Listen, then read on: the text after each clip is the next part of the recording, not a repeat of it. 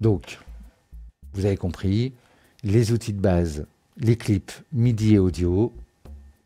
On verra les clips audio la prochaine fois, vous inquiétez pas. Donc les clips disposent d'outils qui permettent de modifier le contenu du clip, c'est ce que je vous disais en introduction, et donc ça va s'adapter au type de contenu. Si vous avez un clip audio, bah vous avez dans la fenêtre clip des outils pour modifier l'audio, le volume par exemple, modifier la hauteur du son, vous le mettez au plus grave ou plus aigu, etc. Arrêtez de chanter, ne vous inquiétez pas. Et donc voilà, si vous avez un clip MIDI, logiquement, vous avez des fenêtres, une fenêtre clip aussi, qui elle va agir sur les notes MIDI, donc avec d'autres paramètres. C'est vraiment l'introduction. L'audio, c'est facile, hein, vous avez compris, hein, c'est quelque chose qu'on entend. Un sample, un morceau, une boucle, un enregistrement, voilà. Le MIDI, là par contre, il faut bien comprendre ça, c'est des notes dans un clip. D'accord ? C'est en tout cas, si ce n'est pas un clip, vous avez compris tout à l'heure, je jouais avec le clavier de l'ordinateur. Ça veut dire qu'effectivement, d'un côté, on a des notes, on pourrait dire comme une partoche, une partition, quoi. Et de l'autre côté, on a donc un générateur de son, un instrument virtuel qui va produire le son.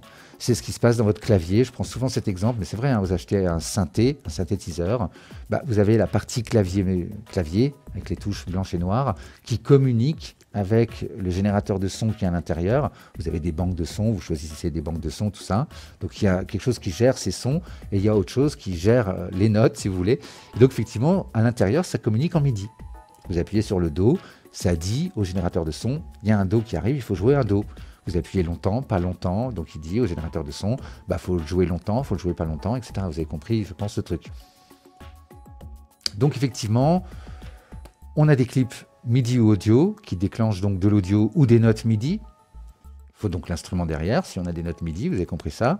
Et on va avoir donc des périphériques ou des devices, c'est donc les instruments et les effets qu'on va mettre sur les pistes. D'accord ? Allez, on va voir ça tout de suite dans live pour que ce soit vraiment plus clair. Donc, si j'ai un clip audio, tiens, j'ai préparé un clip audio, d'ailleurs, dans le dojo des beatmakers. Je vais le mettre sur une piste audio. Donc, vous voyez tout de suite, hein, j'affiche, alors la fenêtre clip est ici. La fenêtre instrument ou périphérique, elle est ici, d'accord ? On peut naviguer dedans, c'est-à-dire que je pourrais cliquer, là, vous voyez que j'ai une petite loupe qui apparaît là aussi. Bah, quand j'ai la loupe, je clique, je descends, et je monte, et ça zoome, ça dézoome, et je peux aller à droite, à gauche pour me balader. Ça marche aussi ici, quand on a des effets, des instruments. Là, j'ai rien du tout, donc je ne peux pas trop zoomer, dézoomer, me balader. Vous pouvez aussi les afficher en double-cliquant. Je double-clique sur mon clip, et j'affiche la fenêtre clip. Je double-clique sur la piste, et j'affiche le contenu de la piste, les effets, les instruments, les périphériques, les devices. Je vous dis tous les noms, pour que ce soit un peu clair quand même, que vous y retrouviez, parce que des fois on dit un mot, des fois un autre, c'est bon. Donc vous avez compris que quand je double-clique sur un clip audio, je vois donc la forme d'onde.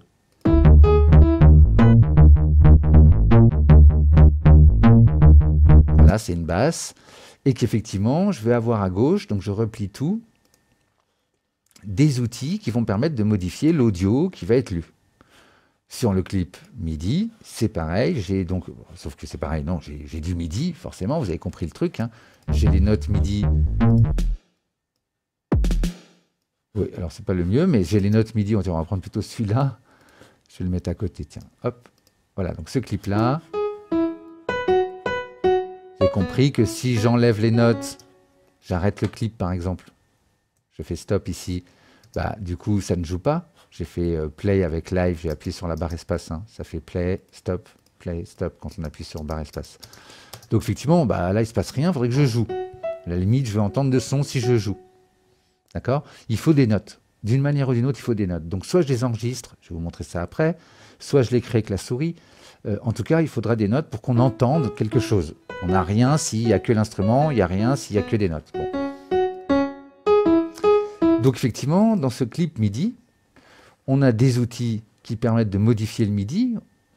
Alors, on va faire dans l'ordre. Ça, c'est, vous avez vu, hein, on a la loupe ici. En vrai, on n'est pas obligé de mettre en boucle. C'est vrai que dans live, on fonctionne beaucoup comme ça, parce qu'on fait de la musique actuelle et qu'il y a beaucoup de boucles. Mais on pourrait très bien, j'ai fait exprès de raccourcir les choses. Là, j'ai le point d'entrée. Je pourrais déjà avoir un point d'entrée qui est différent de la boucle.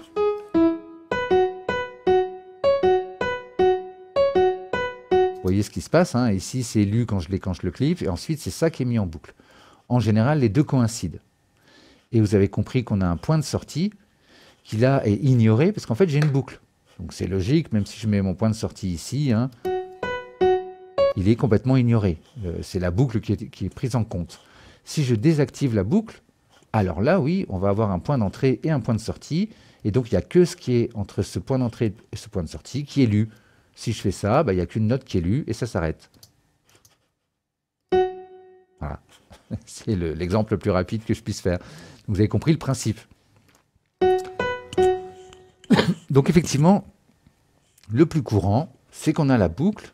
Donc là aussi, hein, vous avez compris, dans cette fenêtre, j'ai bougé ces paramètres ici, mais vous voyez bien qu'on a un start et un end, pour début et fin, que je pourrais bouger ici comme ça, en cliquant là, et la fin en cliquant ici.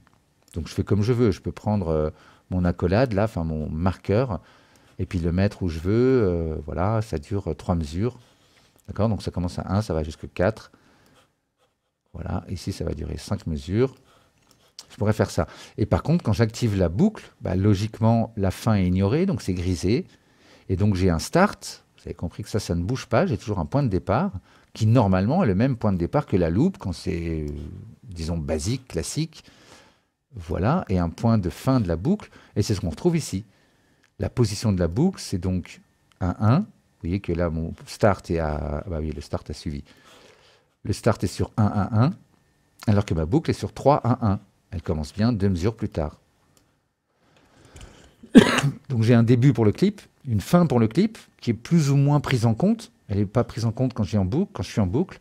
Et effectivement, j'ai un début de boucle, une position, si vous préférez, une position de la boucle et une durée de boucle. Et c'est ce que je vous disais tout à l'heure. Cette durée, c'est important de ne pas la mettre sur 6, de mettre 2, 4, 8. D'accord ? Si vous êtes débutant, c'est vraiment, vraiment important. Voilà pour cet onglet. Ça ne sert à rien, on ira voir plus tard le groove et tout ça, vous inquiétez pas.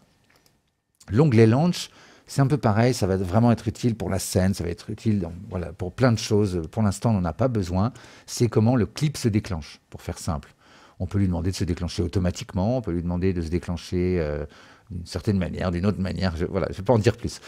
Pitch and Time, ça va être pour modifier les notes. Donc vous avez compris que pitch, ça va modifier la hauteur des notes. Vous avez des outils comme ça pour inverser les hauteurs, on ira voir dans le détail, hein, quand on en aura besoin. En tout cas, si vous voulez agir sur les notes, c'est ici que ça se passe, dans le pitch et dans le time. Vous allez pouvoir agir sur la durée, l'espacement entre les notes, les faire lire plus vite, etc. C'est ici que ça va se passer. Transform, là c'est plein de types de transformations différents que vous retrouvez ici. On ira voir ça dans le détail, vous verrez, c'est très utile pour générer des choses, pour trouver des nouveaux motifs, pour même créer des variations, pardon, je cherchais le mot. Donc on verra ça, c'est très très utile.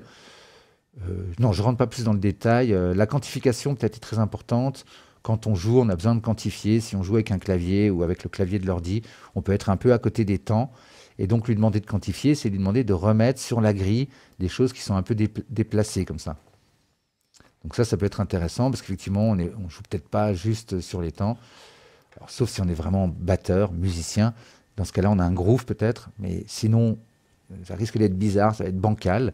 Donc on peut lui demander ici de quantifier. On choisit un 16e, un 8e ou la grille. Là, donc je suis en 1 16e.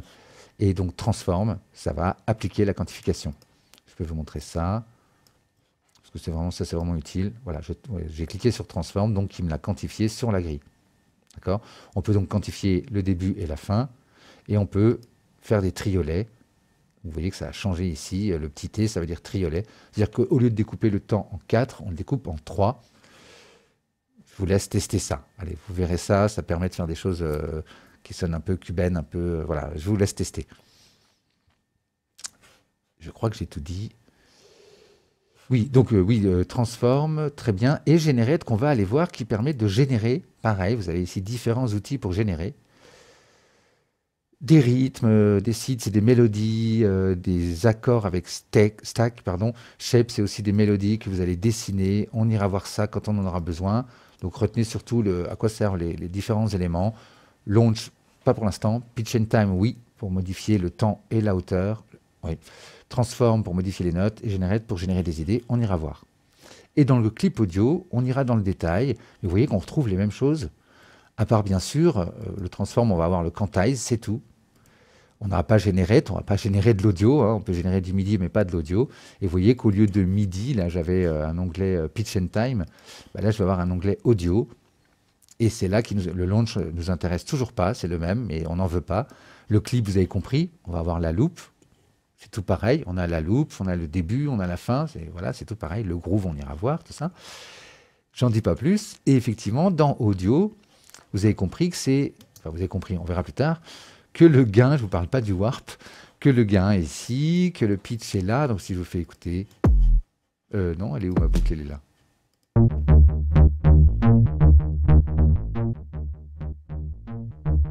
Donc ça permet de modifier le volume.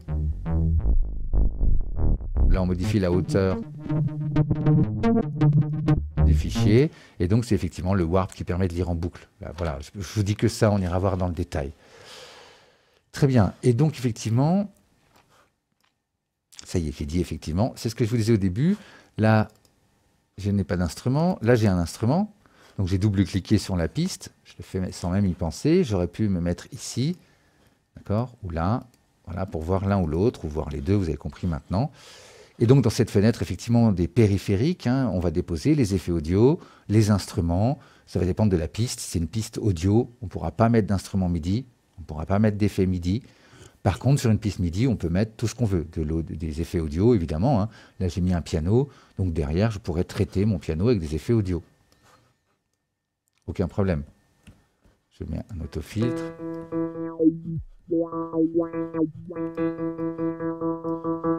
Je pourrais faire qu'il aille très très vite.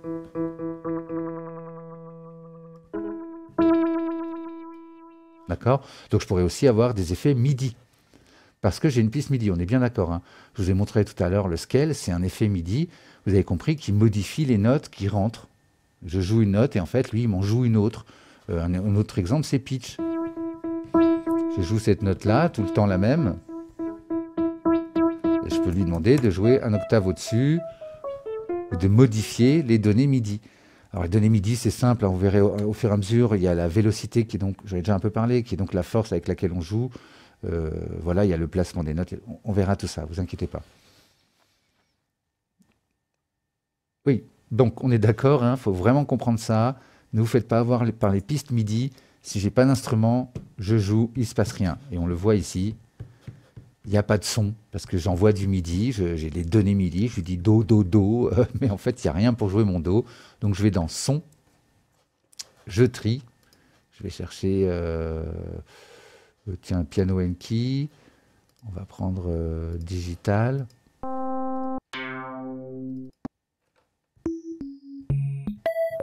Et là, il y a des notes, d'accord? Donc, ne vous faites pas avoir avec ça. Je pense avoir assez insisté.